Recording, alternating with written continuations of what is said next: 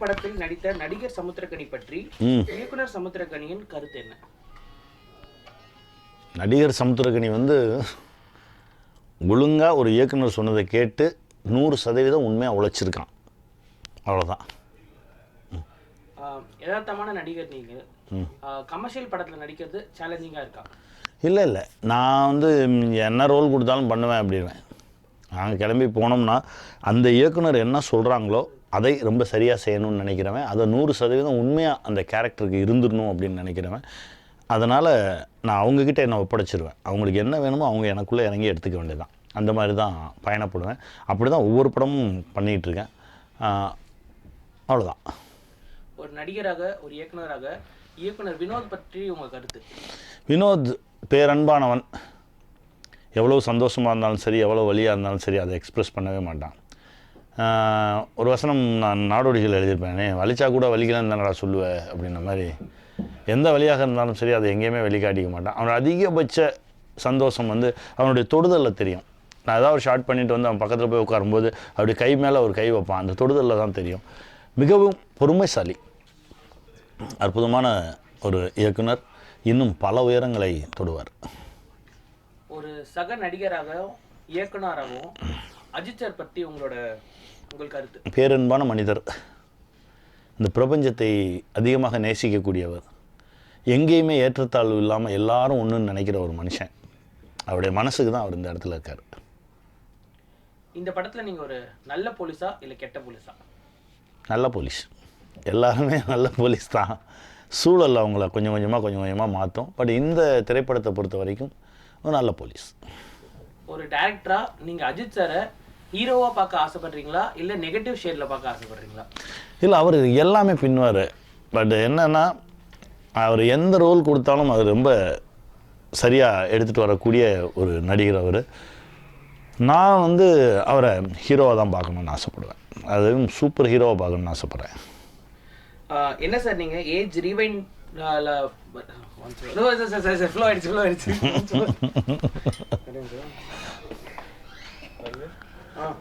விடேண்டா, அவன் தான் ஏதோ படிச்சுக்கிட்டு இருக்கேன்.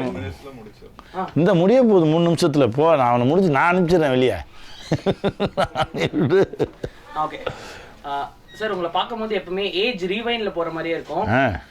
உன்னை சரணடைந்து இருந்த சமுத்திரக்கனி சாருக்கும் இன்னைக்கு துணிவில் இருக்க சமுத்திரக்கனி சாருக்கும் கெரியர் குரோத்தாக ஒரு பெரிய குரோத். ஆனால் தோற்றம் அப்படியே தானே இருக்குது. ரொம்ப சந்தோஷம், ரொம்ப சந்தோஷம். அது என்னென்னா, முடிஞ்ச வரைக்கும் நம்மளை நாம் கொஞ்சம் கட்டுப்பாட்டுக்குள்ளே வச்சுக்கிறது தான் அப்படின்னு நினைக்கிறேன். நிறையா டயட், நிறைய மாற்றங்கள் நடந்தால் கூட நம்ம உள்ளவியல் ரீதியாக மாற்றங்கள் இல்லாமல் நம்ம பாதுகாத்துக்கிறது தான் இந்த விஷயம்னு நினைக்கிறேன். பட் எத்தனையோ கெரியரில் மாற்றங்கள் வந்திருந்தால் கூட நான் மன ரீதியாக அப்படியே தான் இருக்கேன். உன்னை சரணடைந்ததில் எப்படி இருந்தனோ அதே மன ரீதியாக அந்த மாதிரி தான் இருக்கேன். கொஞ்சம் பொறுமை இப்போ அதிகமாகிருக்கு. துணிவு வெறும் ஒரு ஆக்ஷன் படமா? இல்லை, கம்ப்ளீட் ஃபேமிலி என்டர்டெய்னர். குடும்பத்தில் இருக்கவங்க குழந்தையோடு கூட்டிகிட்டு போய் ஒவ்வொருத்தரும் பார்க்க வேண்டிய ஒரு திரைப்படம். அதுவும் குறிப்பாக குடும்பத்தில் இருக்கக்கூடிய பெண்கள் பார்க்க வேண்டிய திரைப்படம். என்னென்னா, பணம் அப்படின்ற ஒரு விஷயத்தை, நம்ம குடும்பம் எப்படி இருக்கணும், நம்ம குடும்பத்தோட எதிர்கால திட்டம் என்னென்னு ஒவ்வொரு பெண்ணும் நம்ம என்ன சம்பாதிக்கிறோம், வீட்டுக்காரர் என்ன சம்பாதிக்கிறாரு, பிள்ளைங்க என்ன சம்பாதிக்குது, இதை வச்சு என்ன பண்ணலான்னு வீட்டில் இருக்கக்கூடிய ஒவ்வொரு பெண்களுமே ஒரு நாளைக்கு 1000 முறை யோசிப்பீங்க. அதே மாதிரி தான் ஆண்களும். பணத்தை பற்றி யோசிக்காதவர்கள் யாருமே கிடையாது. அவர்கள் எல்லோரும் இந்த திரைப்படத்தை பார்க்கணும். பார்த்து முடித்ததுக்கு பிறகு உங்களுடைய கேள்விகளுக்கெல்லாம் ஒரு அழகான ஒரு விடை கிடைக்கும். உளவியல் ரீதியாக அவங்களுக்குள்ள ஒரு சின்ன மாற்றம் ஒன்று வரும். அதே மாதிரி தியேட்டர் வந்து அப்படி திருவிழா கோலமாக இருக்கும். அதிரடியான ஒரு திரைப்படம். இதில் வந்து அழகான எமோஷனல் கண்டென்ட் இருக்குது, நல்ல சென்டிமெண்ட்ஸ் இருக்குது, நல்ல சாங் இருக்குது. எல்லாமே கலந்த ஒரு கம்ப்ளீட் ஃபேமிலி என்டர்டெய்னர் தான் துணிவு. நாங்கள் ட்ரெய்லர் பார்த்த வரைக்கும் அஜித் சார் வந்து ஒரு நெகட்டிவ் ஷேடு மாதிரி தெரியுது. அண்ட் நீங்கள் ஒரு போலீஸ். உங்கள் 2 பேருக்கும் ஆக்ஷன் சீக்வன்ஸ் இருக்கா சார்? இல்லை, எங்கள் 2 பேருக்கு ஆக்ஷன் சீக்வன்ஸ் இல்லை. பேரன்பு தான் இருக்குது எங்கள் 2 பேருக்கு இடையில. கடைசி கேள்வி சார், படத்தில் அஜித் சாரோட பேர் என்ன? அதை நானும் தேடிட்டே இருக்கேன். ஏன்னா நடித்த வரைக்கும் நான் அவர் பேரை சொல்லி கூப்பிடல.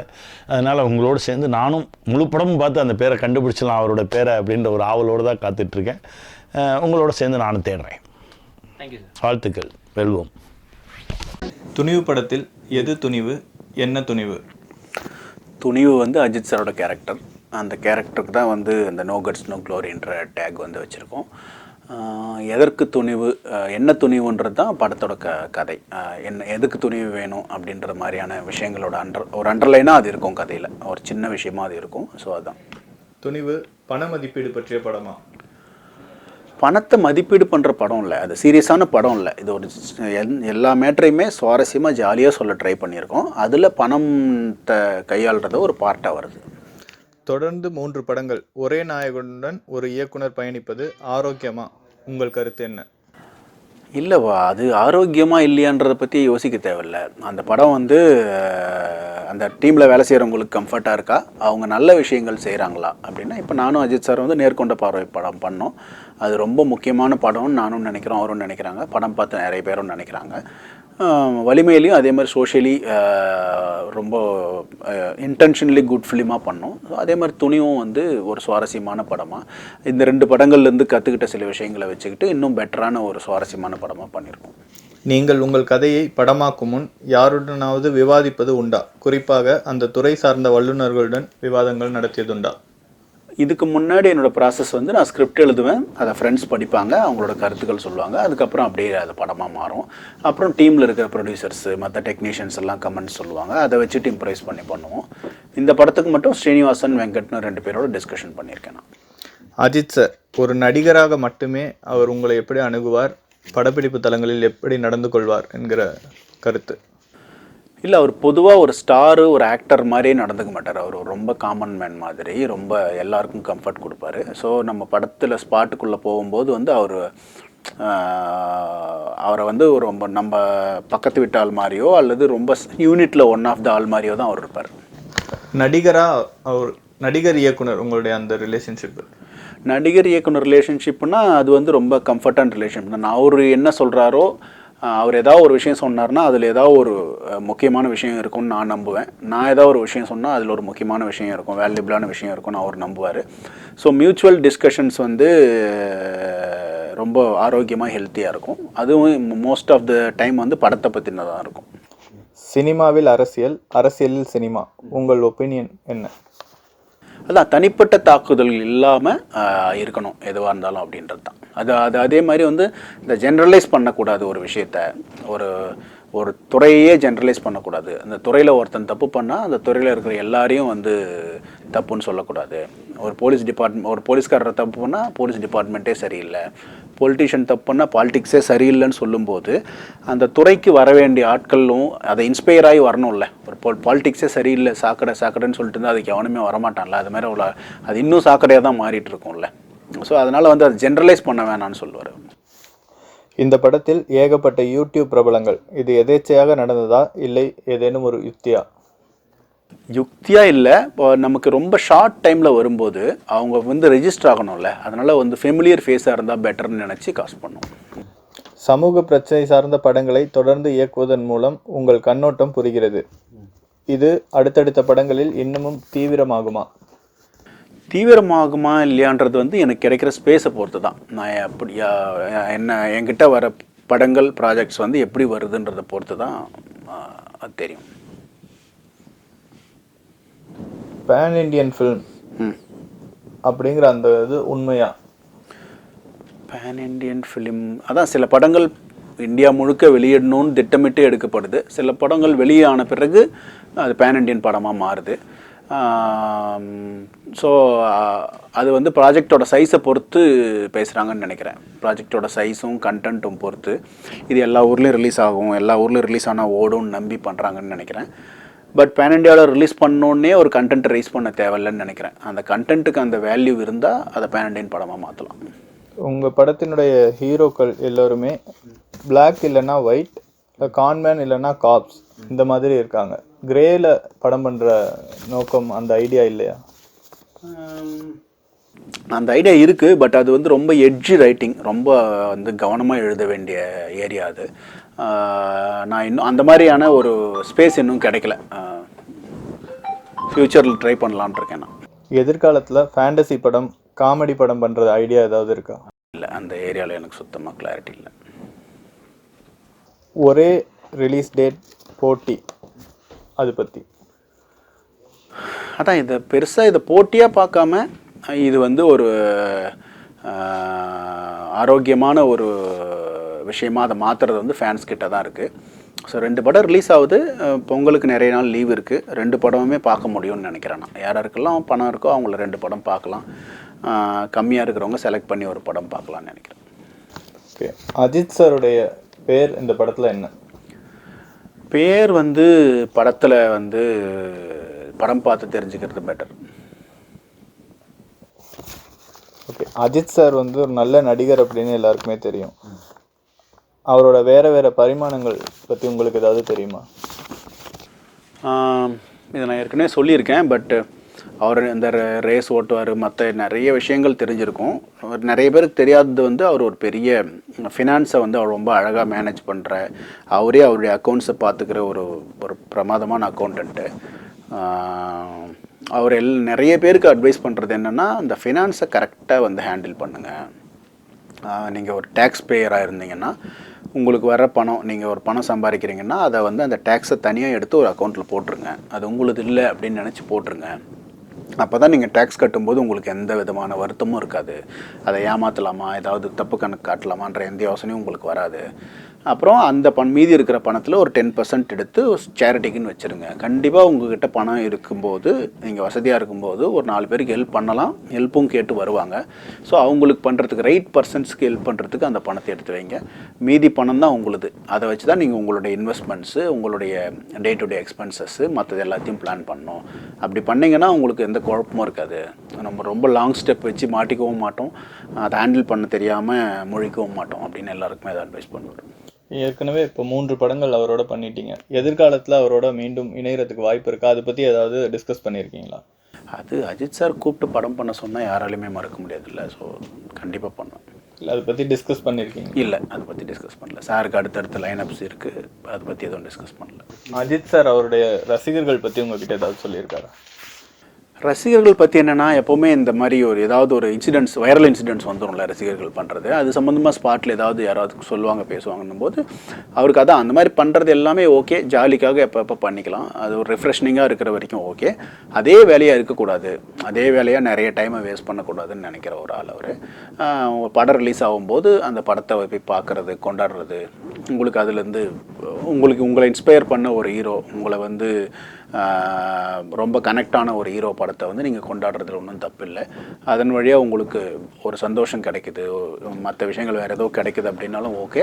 பட் அதையே வேலையாக வச்சுருக்கக்கூடாது, அதை வச்சுக்கிட்டு வேறு யாரையாவது வந்து திட்டக்கூடாது. அதனால் உங்கள் சினிமா வந்து பார்ட் ஆஃப் த லைஃப், அதுவே லைஃப் கிடையாது. ஸோ உங்கள் லைஃப்பை பாருங்கள், உங்கள் ஃபேமிலியை பாருங்கன்றது தான் அவருடைய ஐடியா வரும். அஜித் சாரோட பேங்கில் வர்ற நடனம் எல்லாம் வந்து பெரிய ஹையாக இருக்கும்னு நீங்கள் சொல்லியிருக்கீங்க. அந்த ஐடியா எப்படி உருவானுச்சு? இப்போ அது பார்ட் ஆஃப் த ரைட்டிங் இல்லை. ஸோ அந்த இடத்துல அப்படி ஒன்று தேவைப்பட்டுச்சு, அதனால் அப்படி எழுதியிருக்கோம். டான்ஸு ஃபேமிலிஸ்ன்னு எதுவும் பிரிக்க தேவையில்லை. எல்லாருக்கும் ஓவராலாக ஹோல்சம்மாக ஒரு என்டர்டெயினாக இருக்கும், ஜாலியாக இருக்கும். ஒரு இன்டென்ஸான விஷயம் கூட ஜாலியாக சொல்ல ட்ரை பண்ணியிருக்கோம். Hi, I'm Boni Kapoor. Zee Studios and me have produced this film Thunivu, releasing on the 11th in Tamil Nadu and across different states and in overseas too. I hope you all go to the theatres to watch the film, enjoy the film, as we've enjoyed making the film. How can I say? I can't distinguish between my films. See, it's like asking a father which son is your favorite or which child is your favorite.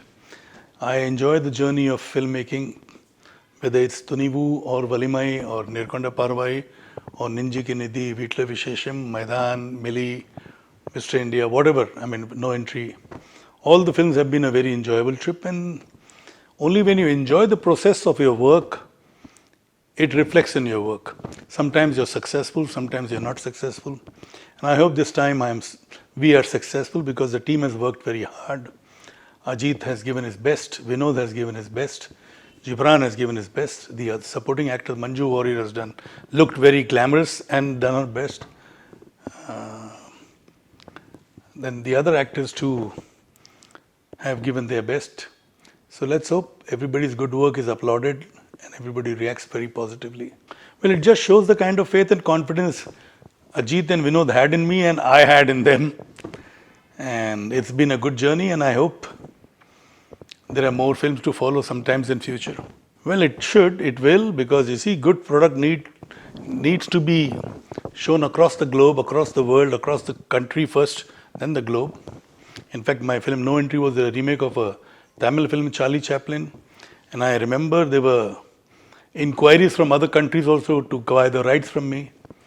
So it's something which there should not be any taboos. There's nothing wrong in remaking. Even, Hollywood also remakes films. In fact, 10 Commandments was made a couple of times by the same director. Benner was, there are so many instances. So many films which have been made earlier than remade. And sometimes a Japanese, like Seven Samurai was made into Magnificent Seven. So there are so many French films have been made into English. So many Spanish films have been made into. Korean films today are very popular. They are made into several languages. So there's nothing wrong in remakes. Of course, the remake trend has slowed down a little because of the OTT. Because on OTT you get the various languages which the audience are able to consume. For instance, a Spanish film is dubbed in Hindi too, a Spanish film is dubbed in English too. So the audience across countries, they can consume it, they enjoy it, and they understand. There are so many television shows. Like there is one television show from Turkey, Etragul, which has about 560 episodes, and I've seen all the 560 episodes, and that has been dubbed in several languages. It's about the rise of Ottoman Empire. Very interesting, very well shot. Similarly, there are so many other, like Money Heist has been dubbed in so many languages. I mean, various shows have been dubbed. The Loudest Voice is something which I enjoyed. So, various shows, even Indian shows. I know I was shooting in Georgia for Mom, and I could see our Hindi serials shown in the local language. So, whether it's a remake or a dub, this trend will continue.